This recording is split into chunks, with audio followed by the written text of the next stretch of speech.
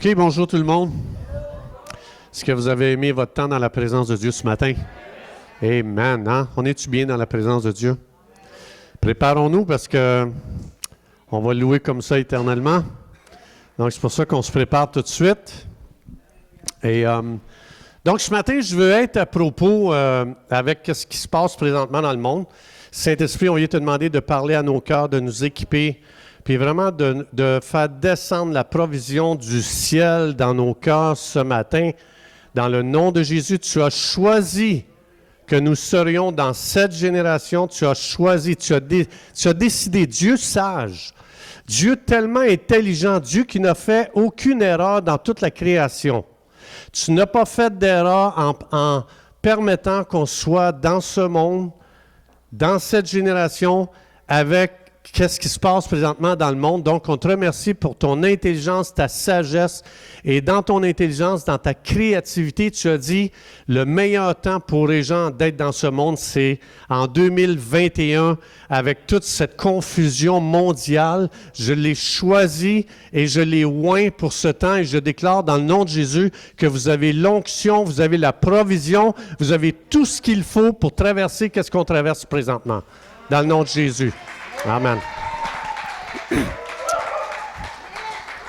OK, alors, je vais juste vous partager un petit peu rapidement. Je n'ai pas préparé de message parce que Pasteur Denis me demandait il y a 5 minutes si je veux partager. Il était mon ennemi. Il était mon ami jusqu'à il y a 5 minutes.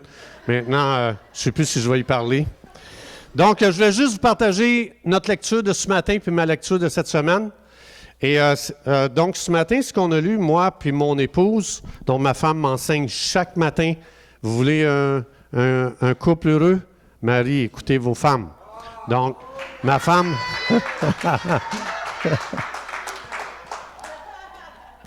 Je suis un homme malheureux. Non, je suis un homme heureux, excusez. Alors, ce matin, on a lu ça, puis ça, c'est vraiment pour nous autres. Josué était pour entrer dans des très, très grands défis, des très, très grands combats. Moïse va décéder bientôt, il va mourir. C'est Josué qui prend sa place. Et Josué va devoir relever des très, très grands défis. Et voici ce que ça dit ici. Fortifie-toi, puis aie du courage. Ça, c'est le temps... On est devant des défis devant notre génération. Ce n'est pas le temps de baisser les bras. Ce n'est pas le temps d'être découragé. Ce n'est pas le temps de dire « on va-tu s'en sortir ». C'est le temps au contraire. Tout ce qui sert à nous rendre plus forts, on devrait s'en nourrir. Tout ce qui nous affaiblit, puis tout ce qui nous fait perdre courage, puis tout ce qui nous fait baisser les bras, ça veut dire qu'on n'est pas dans la bonne direction. Et comme je vous ai dit, vous êtes les Josué de ce temps, et Dieu nous dit à tous... C'est le temps de devenir plus fort qu'hier et c'est le temps d'être plus courageux qu'hier. C'est pas le temps d'être troublé, c'est pas le temps de se poser des questions si qu'est-ce qui va arriver, c'est le temps de dire j'ai été choisi par Dieu, j'ai été appointé par Dieu, j'ai reçu l'onction de Dieu, j'ai reçu la provision de Dieu pour ce temps. C'est ça que le Saint-Esprit veut qu'on se répète jour après jour, puis il va dire à toi, ne crains pas, ne sois jamais effrayé. Et je ne sais pas si vous avez entendu, mais qu'est-ce qu'ils ont trouvé dans le fameux Evergreen? Qu'est-ce qu'ils ont trouvé dans ce bateau-là là, qui est resté pris dans le canal de Suez? Suez? Je ne sais pas si vous savez, mais on était tous finis, là. La planète est finie avec qu'est-ce qu'ils ont trouvé. Et ils ont saisi ça juste au bon moment, mais Dieu dit, même devant toutes ces menaces, ne crains pas, ne sois pas effrayé devant eux, parce que l'Éternel, ton Dieu, va marcher lui-même devant toi. Puis ce matin, je parlais avec mon épouse, je dis, qu'est-ce que je vois devant moi? Qu'est-ce que je vois marcher? Est-ce que je vois plus marcher la menace que je vois mon Dieu vivant marcher devant moi? Et c'est important parce que si, pour devenir plus fort, c'est pas de voir le malheur qu'on a planifié contre nous. Il n'y a pas de force là-dedans, puis il n'y a pas de courage. Mais Dieu dit, assure-toi de voir que je marche devant toi. C'est moi qui est devant toi, c'est moi qui marche. Et il dit, je vais être avec toi, je te délaisserai jamais, je t'abandonnerai jamais. Donc, est-ce qu'il y a quelqu'un ici qui aimerait trouver la solution miracle pour qu'on se sorte de tout ce... Qui voudrait trouver la solution qui ferait que tout ça arrêterait demain? Qui veut la solution? Qui ne veut pas de solution? Levez la main. OK. Alors, il y a beaucoup de choses qui se passent présentement. Moi, je reçois plein de messages. Remplis cette pétition. Va à la marche. Fais ceci. Fais cela. Va voir ton député. Va voir ton maire. On nous fait courir à droite et à gauche. Et puis, donc, c'est bien. Il faut que les gens se lèvent, évidemment. Mais aujourd'hui, je vais vous dire qu'est-ce qui va changer complètement la situation dans le monde. J'ai la solution. Puis sans orgueil, sans vantardise, mais j'ai la solution. OK? C'est celle-ci. Moi, j'aime lire les petits prophètes dans ce temps-ci parce que ce qu'on vit, ils l'ont vécu. Et ça dit ici, regardez bien, il dit, « J'ai envoyé la famine. » Dieu dit, « J'ai envoyé la famine. Je vous ai privé de nourriture. » Regarde qu'est-ce qu'il dit dans tous les villages, blablabla, parce que vous savez que là, avec tout ce qui est arrivé, ça coûtait je ne sais plus combien de milliards par jour, ce fameux bateau-là, là, mais ils ont bloqué toute la nourriture, puis là, ils disent qu'on va vraiment avoir de la misère à avoir des provisions, là. Dieu dit, regarde, qu'est-ce qu'il dit? Il dit, quand la nourriture de la planète est touchée, il dit, vous n'êtes pas revenus à moi, vers moi. Dieu dit, quand quelque chose est frappé, la nourriture est frappée, quand les matériaux de construction ont, je ne sais pas combien de fois plus cher maintenant, Dieu dit, vous ne vous êtes pas tournés vers moi. Vous étiez supposé, ça c'était supposé d'être une lumière rouge, pip, pip, pip, pip, pip. C'est le temps de se tourner vers Dieu. Ensuite, regarde qu'est-ce qu'il va dire encore. Il va dire, je vous ai refusé la pluie. Verset 8, vous alliez de ville en ville pour avoir de l'eau à boire, mais vous n'en trouviez pas assez. Pourtant, vous n'êtes pas revenus vers moi, Dieu dit. Ah, encore une fois. Problème de famine, tourne-toi vers Dieu. Problème d'eau, tourne-toi vers Dieu. Moi, c'est drôle, j'aurais creusé des aqueducs. C'est drôle, moi, c'est ma réaction naturelle. J'aurais essayé de trouver des façons de trouver de l'eau. Dieu dit, t'en trouveras pas tant qu'on ne se tourne pas vers moi. Regarde encore ici, il dit, j'ai frappé toutes vos plantations céréales, les vignes, les figuiers, vos oliviers. Vous n'êtes pas revenus vers moi. C'est donc qu'à chaque fois, Dieu dit, la solution, c'est pas d'essayer de trouver de l'engrais à l'épreuve de la sécheresse. Il faut juste que tu reviennes à moi. Regarde encore qu'est-ce qu'il dit. J'ai envoyé contre vous une épidémie. Puis là, il donne toute une description. Vous n'êtes pas revenu à moi. Vous vous êtes pas tourné vers moi. C'est quand même incroyable. Il dit, j'ai tout renversé. Tout. J'ai touché tout ce que je pouvais toucher sur la planète. Vous vous êtes pas tourné vers moi. C'est quoi la solution? C'est quoi la solution face à un manque de nourriture? C'est quoi la solution face à un manque d'eau? C'est quoi la solution face à une épidémie? Est-ce qu'on a la solution? C'est lui qui l'a dit. Et c'est incroyable. J'ai écouté plein de gens qui nous disent qu'est-ce qu'on devrait faire pour essayer de changer la situation. Personne ne nous dit de se tourner vers Dieu ou à peu près pas. Personne ne nous dit, peuple québécois, à genoux, demande pardon, tourne-toi vers Dieu, reviens à Dieu. Le problème, c'est que l'être humain ne réalise pas que je marche sur sa planète. Je porte un vêtement humain qu'il a créé. Il est le créateur. Il est l'auteur de mon corps. Il est l'auteur de cette planète.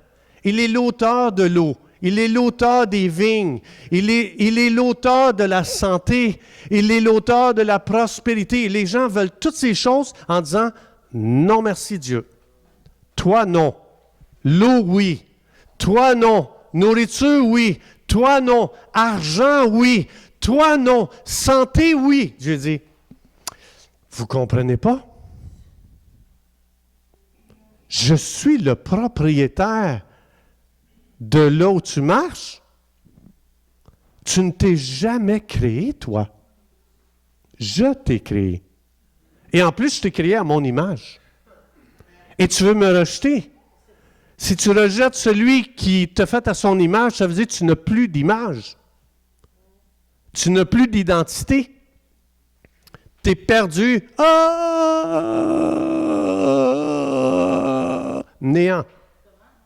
Tu rejettes Dieu, tu n'as plus d'identité.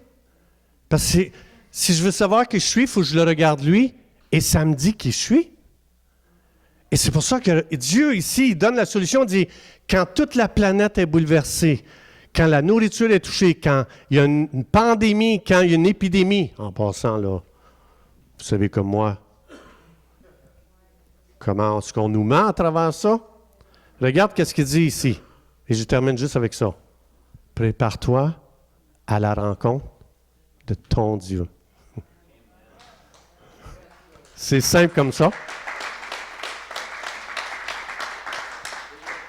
C'est incroyable comment c'est long avant que l'être humain comprenne le message.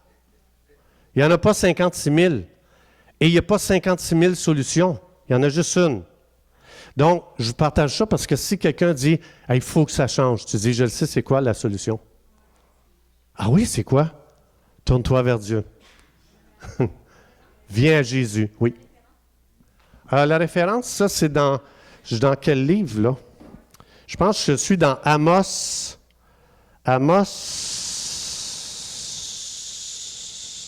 C'est ça, Amos 4. C'est le chapitre 4, lisez ça, vous allez voir, c'est quand même 4.12. Amos 4.12.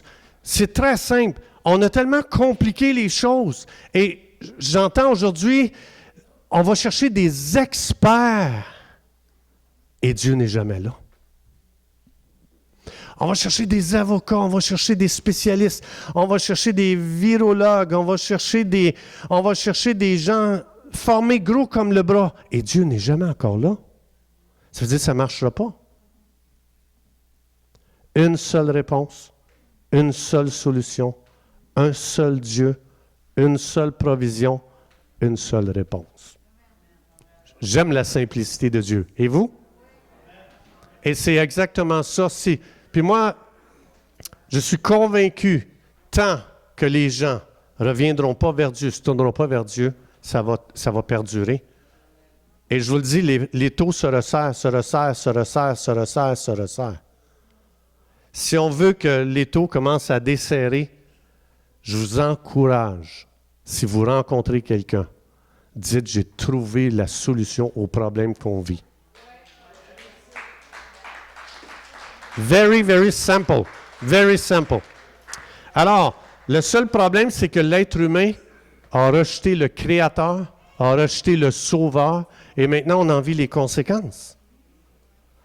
Juste Alexis Cossette, je vous encourage, si jamais vous ne l'avez jamais écouté, Radio-Québec, j'écoutais le dernier, c'est Petit Cousin de la fesse gauche, je pense, de Marie-Josée.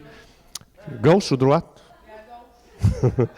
Puis, Alexis expliquait, Cossette, dans sa dernière émission, il dit « Ça a commencé quand on a enlevé le crucifix au Parlement. » Et là, lui, il s'est avancé. Il a juste dit ça. Mais lui, j'ai compris ce qu'il voulait dire. On a mis Dieu dehors. Puis là, tout de suite, quelqu'un dans le commentaire, ça n'a pas rapport, ça vient faire quoi, ça, dans ton speech? Tout de suite, on attaque quelqu'un qui veut essayer juste de dire hey, ça se peut-tu qu'on a peut-être rejeté Dieu?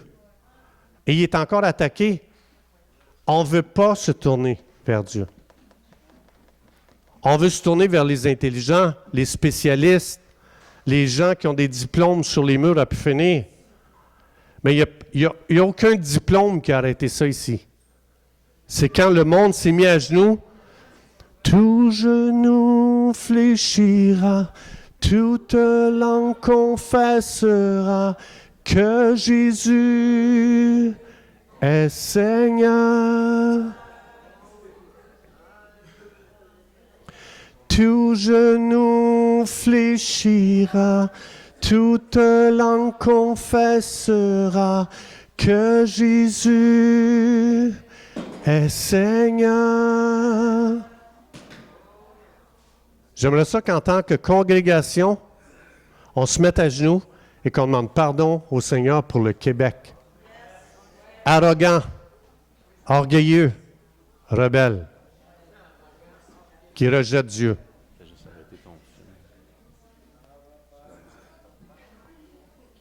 C'est pas moi, c'est en arrière. OK? J'aimerais ça qu'on se mette à genoux ensemble, ceux qui sont capables. Peut-être qu'il y a des gens qui ne peuvent pas. Ceux qui sont capables de se mettre à genoux, on va se mettre à genoux.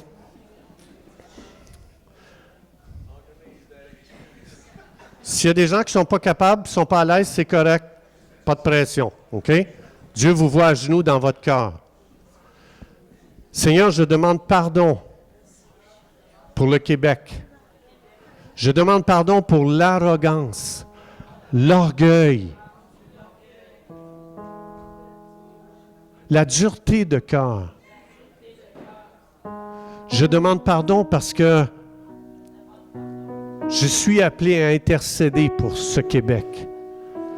J'ai été choisi par toi, Jésus, pour cette génération.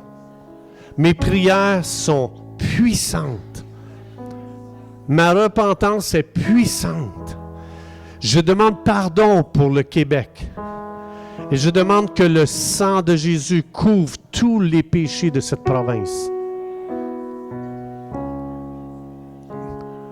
Tu es Dieu miséricordieux. Tu es Dieu bon. Tu pardonnes. Tu as payé à la croix pour notre rébellion, notre entêtement. Seigneur, Esprit de Dieu, couvre le Québec. Et je déclare dans le nom de Jésus, terre du Québec, terre de réveil. Terre du Québec, terre du réveil. Terre du Québec, terre de réveil. Terre du Québec, terre du réveil. Tout genou fléchira, toute langue confessera que Jésus est Seigneur. Tout genou fléchira, toute langue confessera que Jésus est Seigneur. Terre du Québec, tout genou fléchira, toute langue confessera que Jésus est Seigneur. Je déclare le Québec à genoux. Je déclare le Québec repentant. Je déclare des cœurs brisés, humiliés, repentants. Le Québec t'appartient, Jésus. Tu as versé ton sang pour nous. Chaque personne, chaque Québécois de cette terre appartient à Jésus. Sois loué, Jésus. Tout est payé. La croix a versé le sang précieux pour chaque Québécois. Que le nom de Jésus soit connu.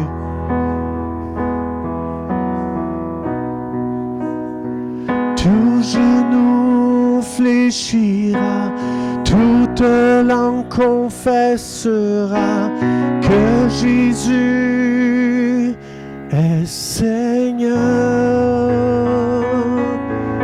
Alléluia, Alléluia, Alléluia.